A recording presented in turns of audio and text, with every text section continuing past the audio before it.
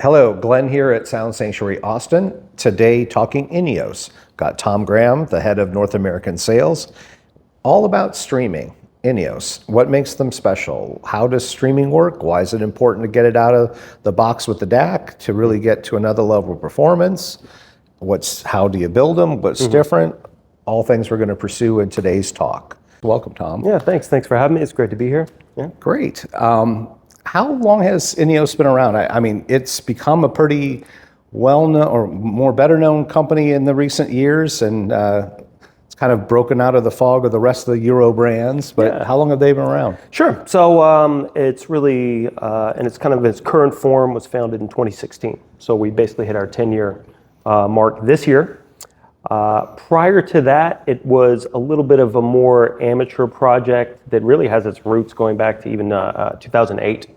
So prior to becoming the company we know it as now, the couple behind this, Nuno and Amelia, Nuno was kind of an amateur. So he was tinkering and created a company. Right, he was tinkering. He was he's a very sophisticated software engineer. He knew his hardware in and out. And when the 2008 financial crisis hit, they had been living in London, and all of a sudden had some time on his hands.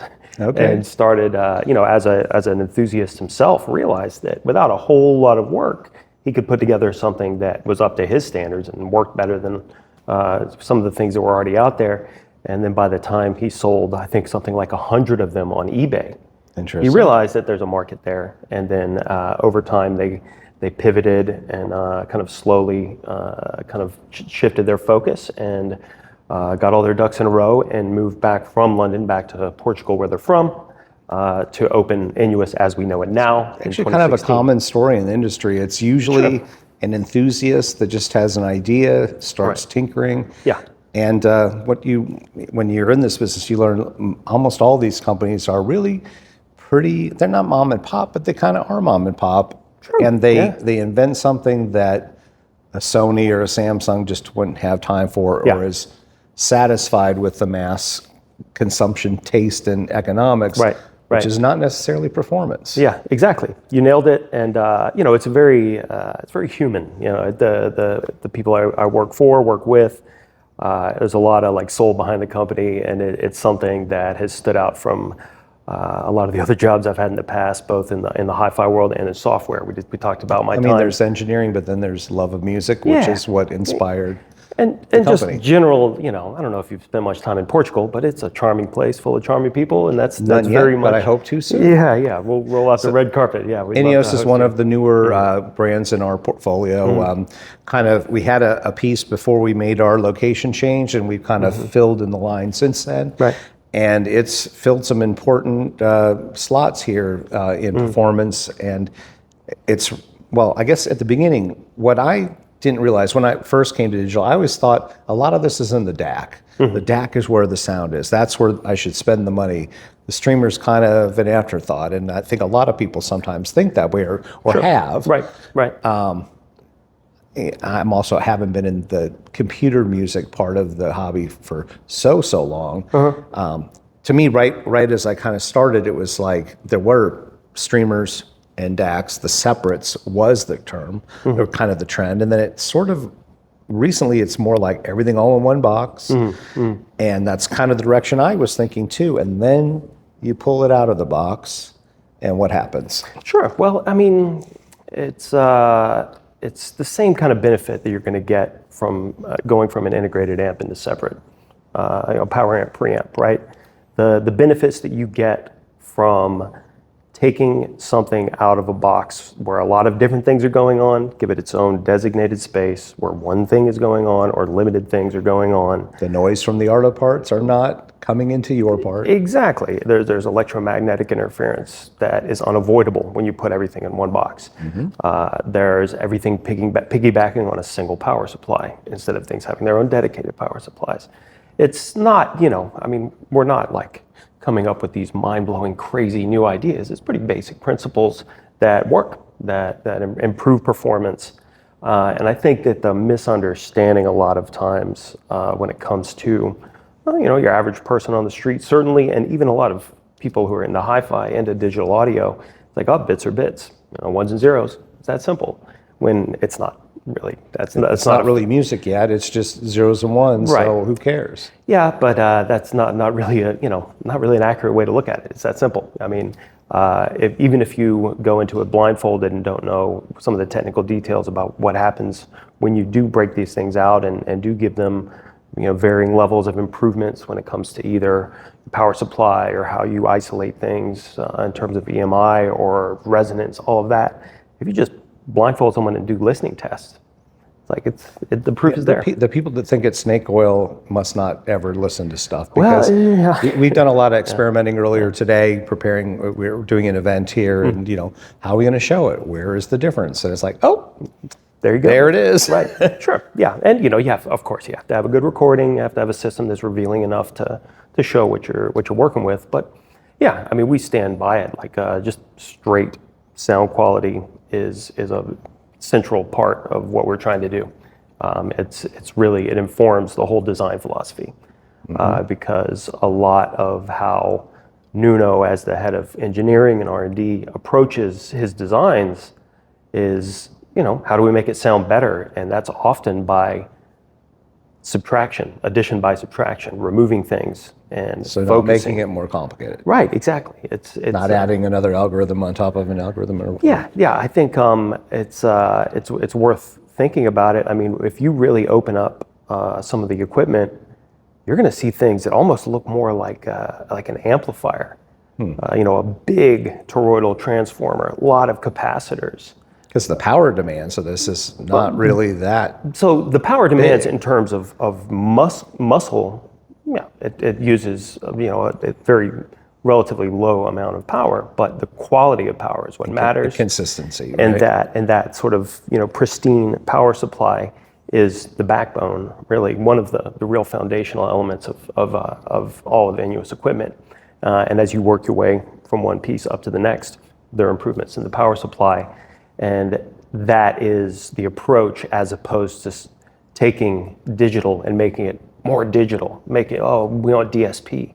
Oh, we want more filters. Oh, we want to change this. And while that's kind of clever and cool and interesting in its own right, we want to get out of the way of what's going on, more than trying to sort of change things and polish it up and make it different than what the recording really is all about. So what is kind of going on in that box? I just sort of view it as it's the communicator with the server farm where my streaming service is. So doesn't seem like it'd be that complicated, but... Well, I think complexity is maybe the wrong term or a wrong way to think about it. It's not like, obviously there is some pretty sophisticated technology going on, but the principles involved are pretty straightforward.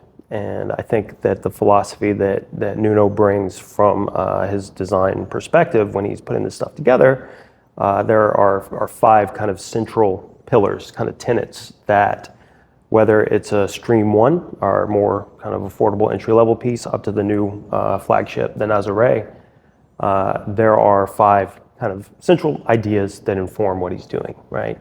You've got the chassis, the box itself. Right, okay. So that's important for a variety of reasons, mainly because everyone thinks about resonance as like a speaker vibrating or a rack that helps isolate noise from outside, but electronics vibrate and hum at very high frequencies. That has negative impacts on performance. So those parts are moving. Right. Oh, they're humming at really high frequencies, and the more that you can neutralize that, the better that they're going to perform. Right, and that's going to have. And the way you do that in a lot of ways is chassis, is a heavy material that is either suspended or isolated or other materials designed to pull some of that resonance out so that the electronics can function kind of optimally. So we like a pretty box, but it's doing a lot more than exactly. Yeah, and it's the weight is a sign of reliability, right? It's a heavy box is typically. I mean, that's why a lot of this super high-end gear. Sometimes you need 2 people to move it around, and that's for good reason. It's Weight helps kill some of that resonance, as well as, like I said, different suspension approaches and actual materials that pull it out. So you have the foundation is the chassis itself. Power supply, we kind of mentioned, is another one of those kind of core foundational elements. It's hard to pull off a really high performance piece of audio equipment, whether it's digital, whether it's an amp, whether you name it, if you don't have a really high quality power supply. So those two pieces kind of form the foundation upon which some of the more, I guess, technology-driven things are happening with the input, which is coming from the network. Networks are inherently very noisy, and there are, the approach that we take at various different levels is to try and squash that noise as much as we can. Keep it out rather than letting it get into the signal path in any form. Then from there, after you go past that input from the network, you have the processing, so the brains of what's going on.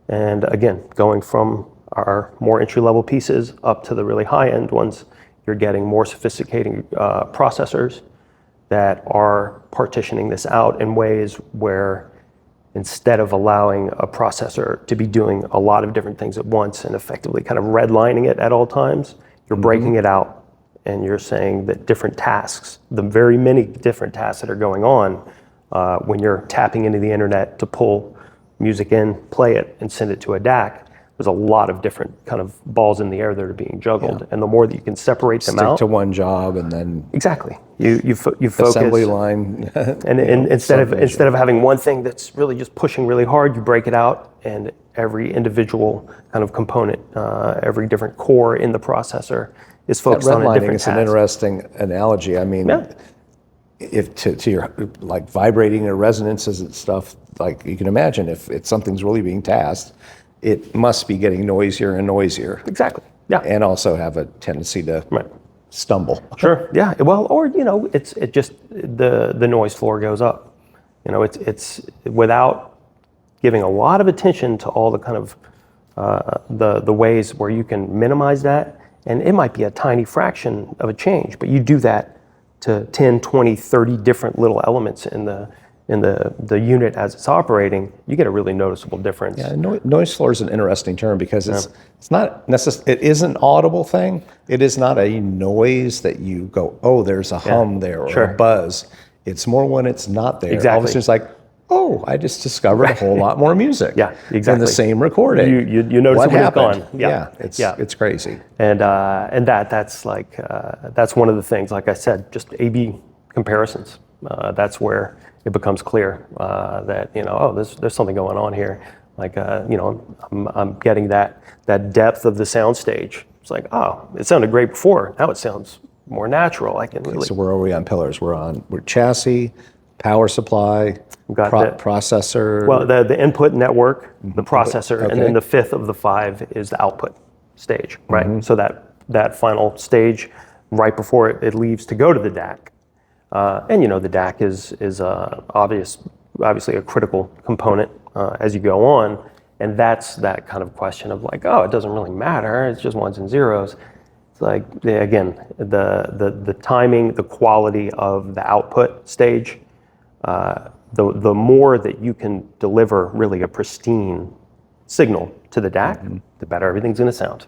It's a pretty simple concept. Part of the evolution of an audiophile is like just hearing that for the first as you get deeper and your quality of everything goes up, and then when those differences happen in a higher quality system or any system you hear it, but like when it's a higher quality system, like, oh, okay, that's now worth it to me. Yeah, exactly. One of those, I like these things where you hear them and you can't unhear them. That's good, exactly. Good for dealers. Yeah. You when they get bit by the bug. Come in for a taste. They first hits free. So some of the componentry that you're, how like bespoke is that at Innuos? So are they off-the-shelf things that were just put together in a smarter way, or is there a special design to these things? Sure, it varies. If you've reached in and pulled out a random component, it depends on what you pull out, right? We certainly have things that are basically that we find from very specialized manufacturers.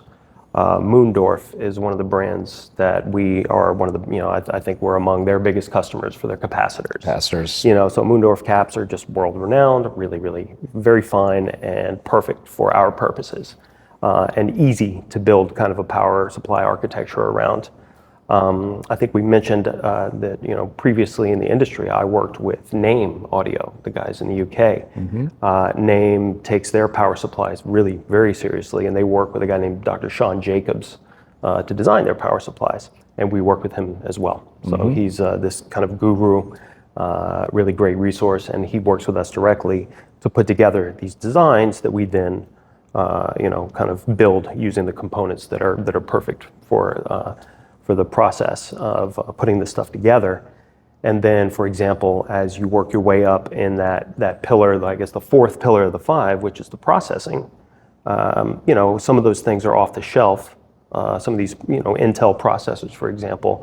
But as you work your way up, we get into some more bespoke things that, again, are addition by subtraction, where you have this very complex motherboard, and through a process of elimination, it's like, well, that has no impact on what we're doing, that can go. It certainly doesn't add anything, and it very likely, deteriorates of what we're trying to do in terms of just being part of a process that we can live without. And then as you work your way really up to the very top, we have bespoke, really custom designs for our motherboards, for example. That's the kind of stuff that, no one else would have access to. That's made just for us. Yep. So, Nuno, it was more of a software engineer initially, but obviously it sounds like he's consulting a lot of engineering as well. Well, he's got a strong engineering background. Amelia does as well. Really, a lot of what's going on in the company is kind of, you can imagine when team effort. Yeah, well, pillow talk. Yeah, but a married couple of engineers. They're really methodical and driven, and everything's pretty coherent. It really is. I always feel really confident listening and going. The pleasure of going to the factory a few times a year. Always see what things are. What's going on. They have a state-of-the-art facility where they manufacture, assemble this stuff. So it is really very well-designed equipment put together in a very reliable, repeatable way, and the performance reflects that. Well, I have to say, just to compliment Innuos in general, there are so many brands in this sector. Like, have people come in that list off this stuff they have, and I've been reading these magazines, and I haven't been in the business forever, but it's been one of my passions for decades, and I've read years of Stereophile and Absolute Sound, and I get flummoxed with I have this and this, and I'm like, okay. There's so many brands, and there's a whole kind of European versus domestic versus Asia segmenting, and there's a lot of people that have a flavor of the month or the year that get popular, that get written about in the press or on the chat boards. And I'm sure it has a sound, and there's great gear everywhere, but to get beyond this sort of niche-y, boutique-y brand, and one of my signals is, if you can only get it at 3 places in the entire United States, is it the best thing? Why are we only selling it 3 places if it's the best thing? Sure. Innuos has really gotten through that. You're a streamer company, and it's broken into the press and into dealers of mainline high-end stuff, and that's a great achievement, and that's why it's part of our portfolio, because just too many little DAC from, I'm not going to start naming countries, but it's like, right, I'm sure it sounds great, but who's going to come in and ever really want this? And your stuff is getting noticed, and to me, when I read reviews and your top of the line unit, the Nazare, like some of the best digital around, like the launch of the Vress by DCS, the reviewer Jason Serinus at Stereophile, right? He put your unit in front of that Flagship because he could hear a difference, and that's part of his reference now, and that's just the way he runs it. Right. that's a whole nother level of achievement. So congratulations to cheers. the company. Thank you. I'm excited about the partnership that we're embarking on. Likewise. It's a real we're privileged to be part of the shop here, and that's a good example. I think that obviously the sort of rarefied air of super high end, ultra high performance gear in magazines like Stereophile. It's a little bit hard to conceptualize sometimes, but he did a great job. His review is good reading. He's got a really golden ear. He's one of a kind. I like Jason a lot. I always like to be around him. But he really is. He knows what he's talking about. He's given me a lot of music tips. I've run into him, and then we had dinner together at Expono when I kind of was formalizing the relationship with you guys, I feel like I'm in good company. Yeah. So maybe we could talk about, I guess we covered some of the basics a bit. Anything else you want to touch on for a second? The one thing, before we go too much further, is kind of like really the sixth pillar that I didn't touch on is the software. Okay. Right. So in the world of hi-fi, for a long time, as digital was sort of coming into its own over the last couple of decades and becoming more reliable and becoming something that's just more commonly used, and then we have high resolution streaming. It just sounds better now. Well, I was 100% vinyl until really I got into being a dealer, because I just didn't think that certainly early iTunes was horrendous, but it's now it's natural. Of course it can be better than vinyl. Well, I mean, think about like digital photography.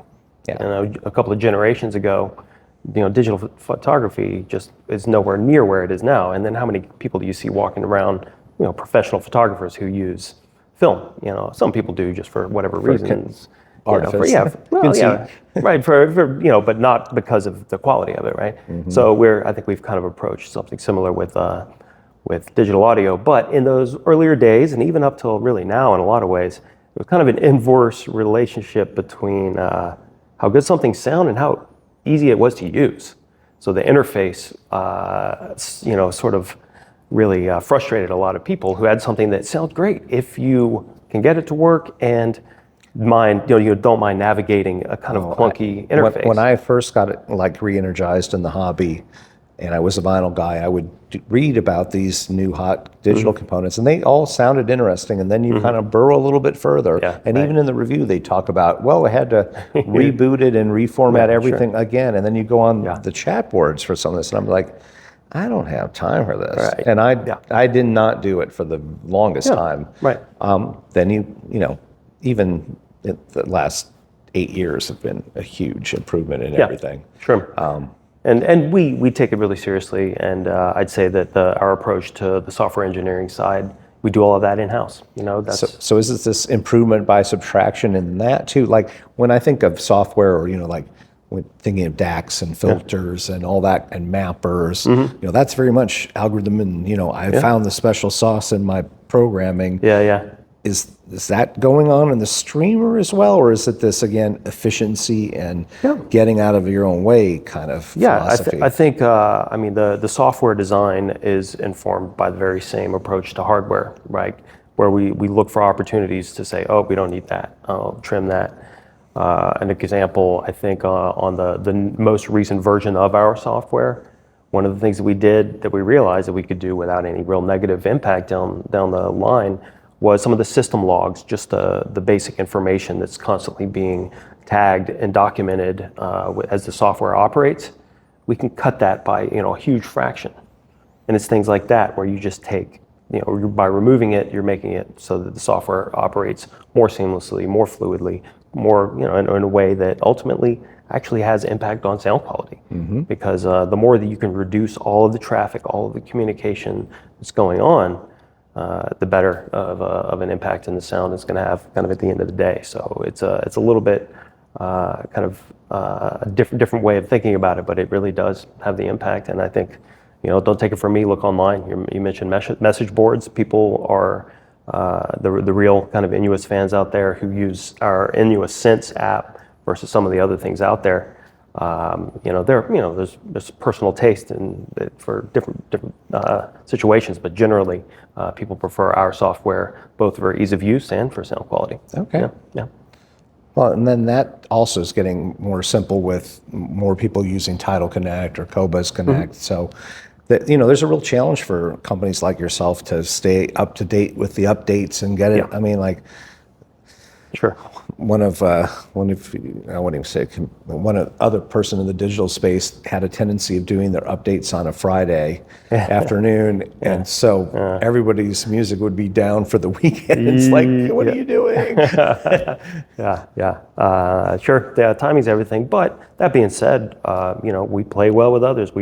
All of our equipment, as you're aware, with a couple of taps in the software, can be turned into a Roon core. And we do Tidal Connect, we do Qobuz Connect.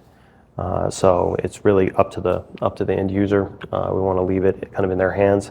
But again, people who, there's a learning curve associated with everything. Of course. Sense is no different, but it's pretty user friendly, really, and it does a lot. And one of the things that kind of makes it stand out, we talk a lot about streaming, but you can't really stream a DSD file. Right, so super high resolution stuff, or if you have a huge CD collection that you want to store on board, one of these, what you can do is put together a playlist, for example, with a dozen tracks from your onboard library, local storage library, as well as a track from Tidal, a track from Qobuz, and put them all into a single playlist in Sense, and it just plays them seamlessly. Your interaction with it. It's agnostic about where it's getting the actual information from. But again, it's really polished, really works well, and it's a huge amount of work. Keeping our own software engineering team in-house, and they do a great job. So maybe let's talk through the line a little bit. There's been a number of additions, simplification in some ways. Right. Stream one, I mean. Yeah, sure. Well, yeah, let's start with number one, right? So Stream one, the Stream family is three pieces. The Stream one is kind of a half chassis, smaller piece. People will be familiar maybe with the Pulse Mini and the Zen Mini.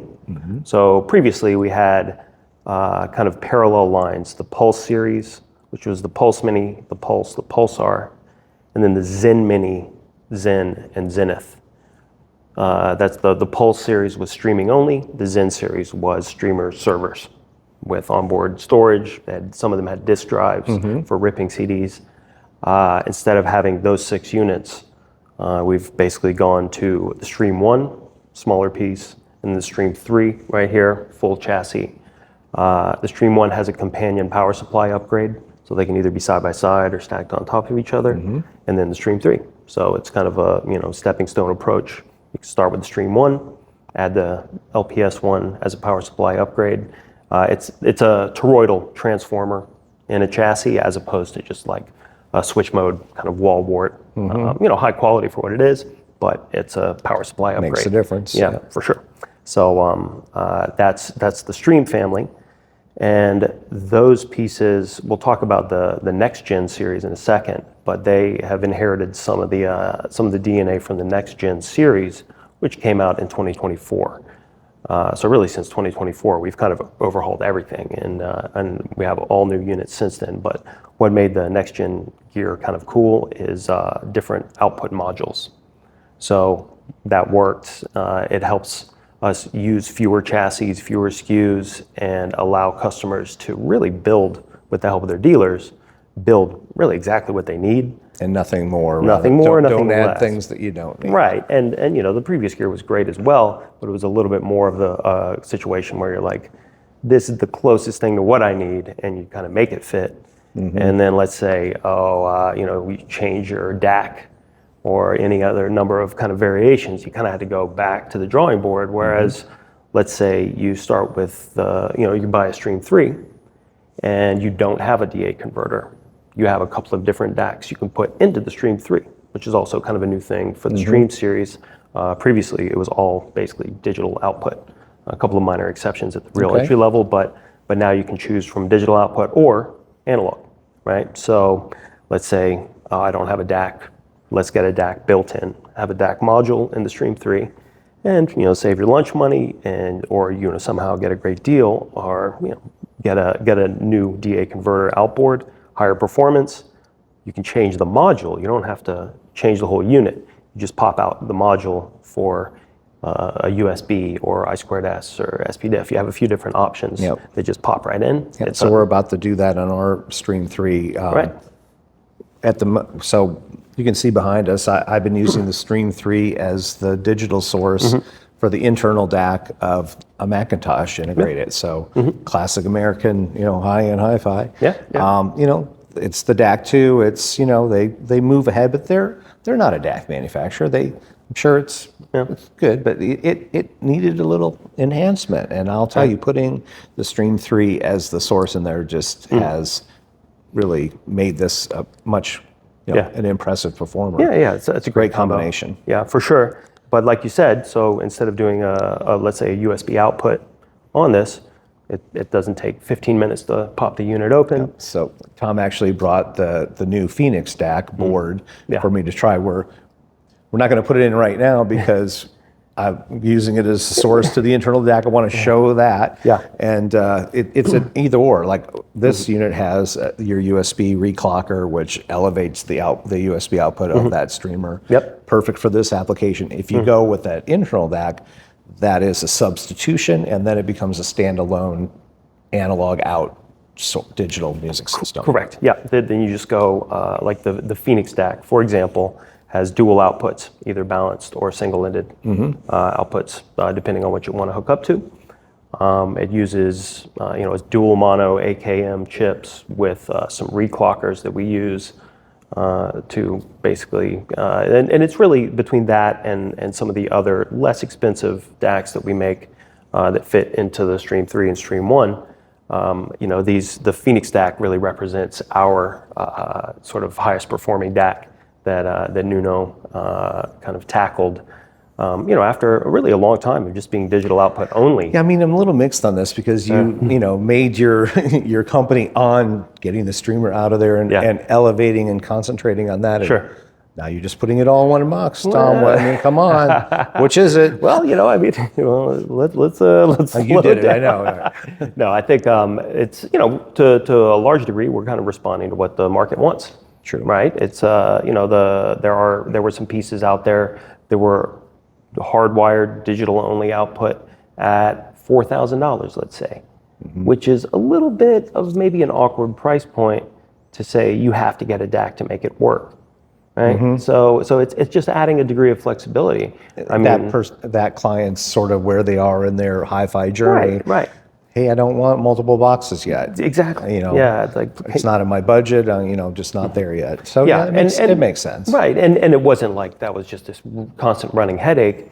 It was just something like, hey, can we solve this without any negative impacts? Now, are you guys going to flex and say we know how to isolate it better than these other guys who try to put everything into one box, or maybe they're with the focus on getting the streaming part right in the box and uninterfered with from the DAC. Maybe your sensitivities are a little more, I wouldn't say enhanced, but different than other people that do an all-in-one. Yeah, I think so. I mean, it was a really deliberate design process. It wasn't like this sort of thing, we just throw that in after we chip DAC, done. Yeah, no, it was this was an approach that was completely established and fleshed out before pen went to paper and they really started to design the gear. So there's a power rail in the Stream 3 that is only really dedicated to the Phoenix DAC, for example, right? So it's not something that we after the fact we just kind of threw it over our shoulder. Right. No, it's been a really deliberate process.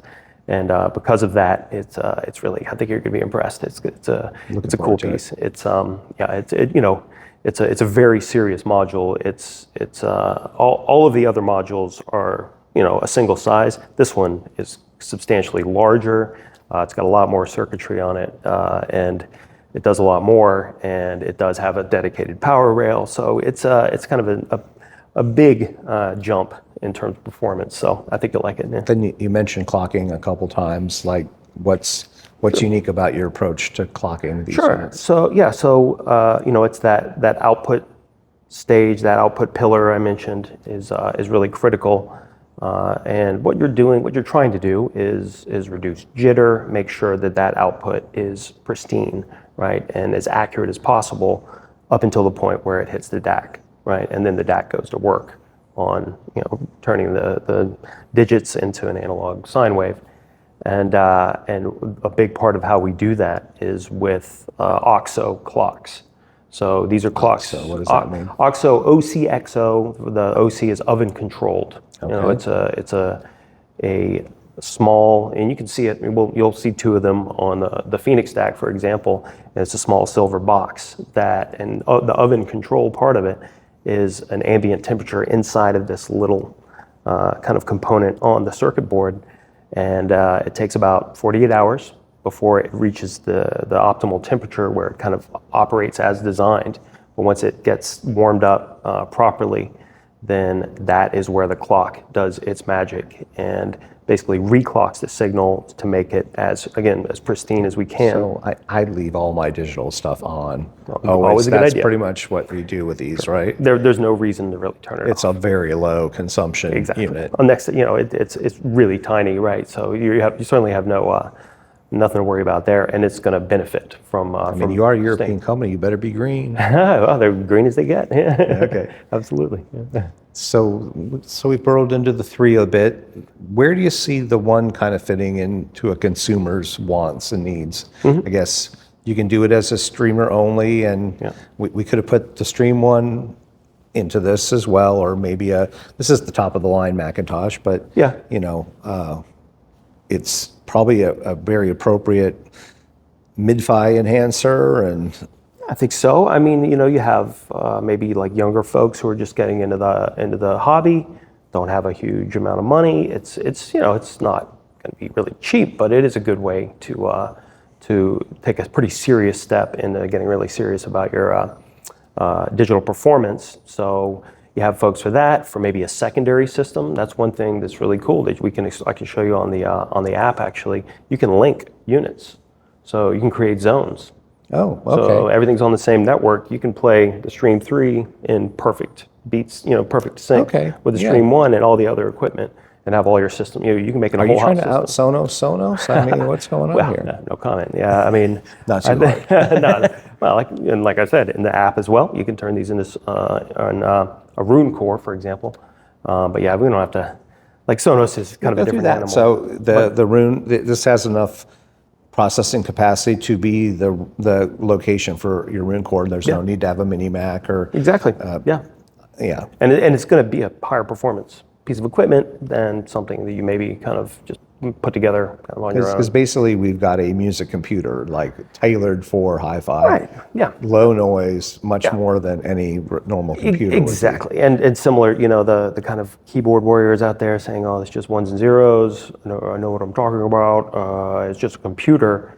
I mean, the better way to think of it is it's a precision kind of laboratory instrument that is very specialized in what it does, especially as you work your way up into the territory of like the Nazare, for example. Yeah. So Stream 1, streamer, then there's two different options to make it analog out. There's a standard DAC and a performance DAC is what we call it, right? Correct.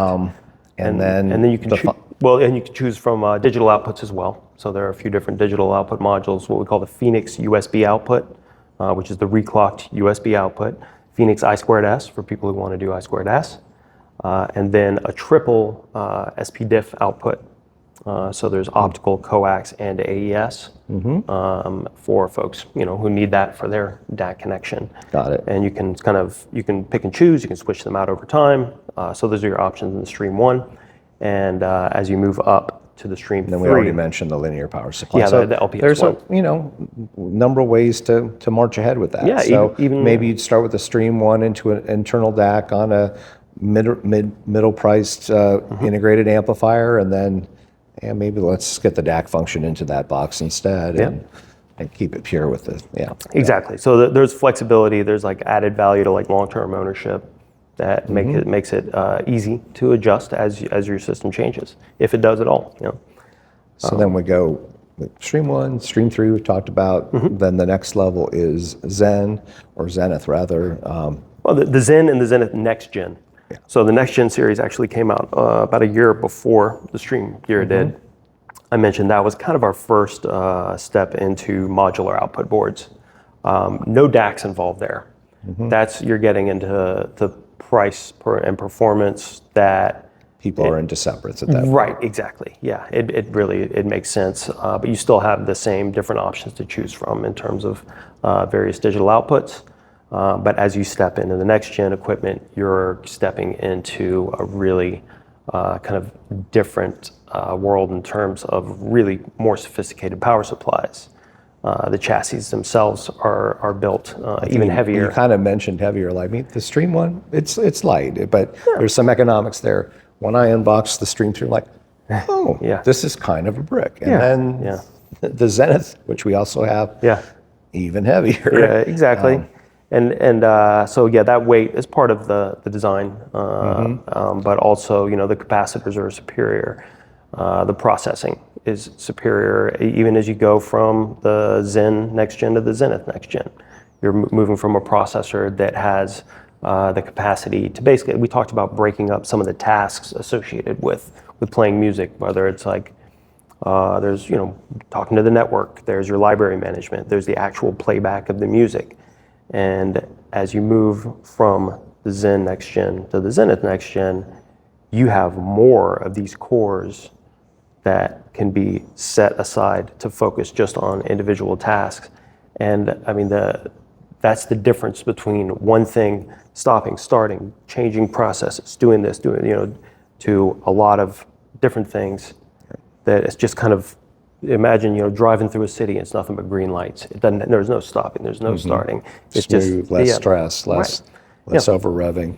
Well, then we had an earlier conversation about some of the material sciences that are in this. You were saying was that a Formula One braking system material is in the interior of one of your streamers. I mean, a hi-fi designed component, but exactly. So that's the Nazare. The Nazare. Some folks will probably be familiar with the Statement Next Gen. That was our flagship for years. Great piece, and really this the Nazare is kind of represents our next sort of step to really reach as far as we can in terms of performance. And that thing weighs what, like 60 pounds? Yeah, or something? 60, 70. Yeah, it's 60-pound streamer. Yeah, it's got some heft to it for sure. But and there's some modularity to that thing too. There's the core unit, and then so there are really three pieces to that. But to really quickly to touch on, as you were saying, there's very sophisticated resonance kind of isolation. There's kind of exotic materials that we work with. Some companies that they build Formula One brake anti-resonance material that we've kind of repurposed and redesigned for the inside for the frequencies going on inside of the Nazare. Right? Yeah, it's really crazy. Yeah, it's cool. It's a a tip of the hat to Nuno for thinking this stuff up. It's really cool approach. But like you said, so you have the core unit, which works on its own. And then there are two additional kind of companion pieces to form the full stack of gear. The core unit. And is that out yet, or that's on the come? Right? So it's around the corner. We're going to be launching that before very long at all. And so again, to kind of touch on these idea of these pillars, how can you improve? You can break out the network switch. It amounts to a network switch. And one thing we didn't discuss is our Phoenix series. So there's the Phoenix Net and Phoenix USB, which are smaller half chassis outboard reclocking units, both for network and for your USB. And think of those on steroids is kind of what we've done for the Nazare. So there's the core Nazare unit, and then there's the Nazare Net, which is the Ethernet switch outboard. With its own power supply and a pretty sophisticated approach to killing the noise associated with hooking up to a network, and then the Nazare Flow, which is that output stage. So that final step.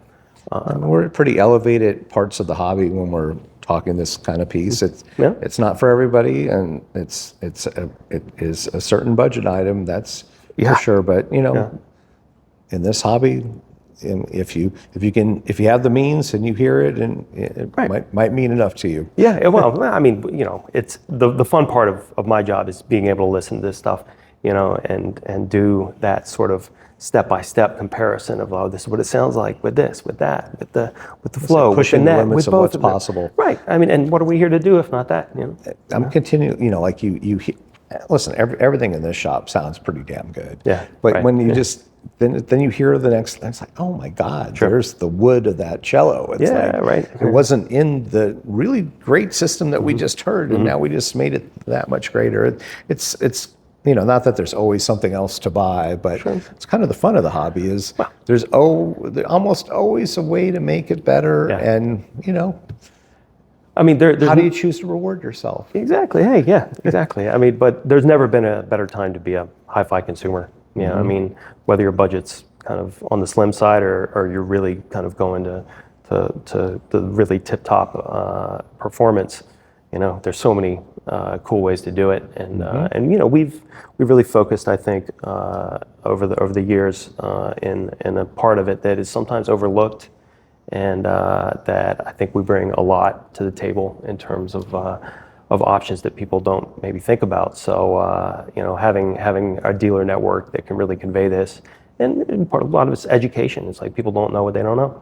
And, well, I think just the way the company's pursuing non-traditional, I don't think that there's a lot of other streamer companies putting, Formula One braking system, non-resonant materials in their enclosures. They might be.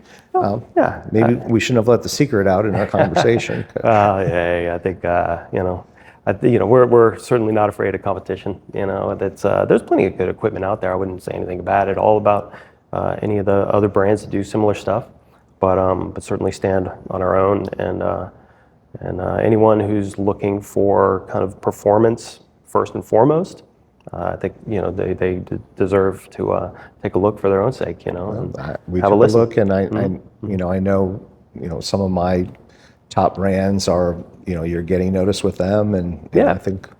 Yeah, for sure. Yeah, we play well with others. I think that's also a reflection of kind of the character of the leadership in the company is how, I mean, it's a small industry, right? And I think it works in everyone's favor to have really solid relationships with other industry partners, because everyone has a long memory, and we're not out here to do anything other than try to. So when are you making a turntable?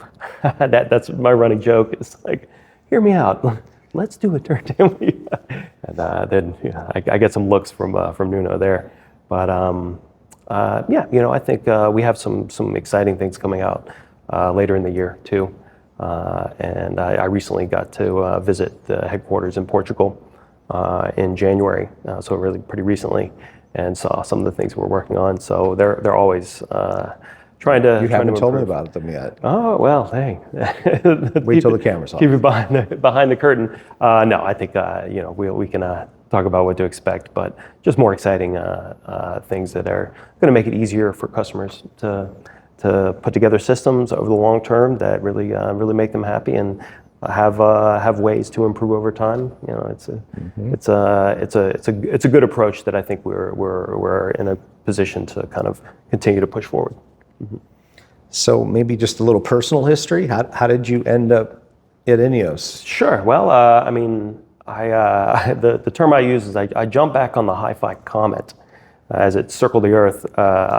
Fresh out of college, I moved to California with not a lot of plans, and ended up working in a hi-fi shop. So some good friends. I'm still, there are also Innuos dealers, the guys at Audiovision SF. Shout out to you guys. Good buddies of mine. They hired me probably against their better judgment, but I ended up spending several years there and kind of learned the trade, and really had a great time. And after doing that for several years, I went back to school, ended up in the world of software, which wore thin pretty quickly. I did that for about 7 or 8 years, and when COVID hit and everything went crazy, I got a phone call from a dear friend who runs his own shop, and he mentioned that the folks at Focal Name America were looking for a name expert, and I had sold name previously in my kind of retail days, Okay. And I knew enough about the ins and outs of a pretty, sophisticated, complex brand. It's a little bit different than a lot of the other brands out there. So kind of, jump ship from the software gig to get back onto the hi-fi Comet as it came around. Took about 8 or 10 years, but haven't looked back. And I did that for several years until joining the Innuos team early 2024. So I'm about 2 years in at this stage. So yeah, it's been a lot of fun to get back into an industry where I get to do this, day in and day out. Great. Yeah. What's your favorite song? That's a trick question. I ask it all. Nobody ever has. Almost no one has an answer. Yeah, I'm just right. teasing. Yeah, we'll listen to some things a little later. Exactly. Well, that's a good advertisement to come into Sound Sanctuary sometime soon, because we have a very nice representation of the Innuos line, and we're positioned to show you what difference it makes. It definitely is an enhancement, and could be the next step in your evolution of getting to even higher quality hi-fi experience. So come in and have a listen, and catch you again soon.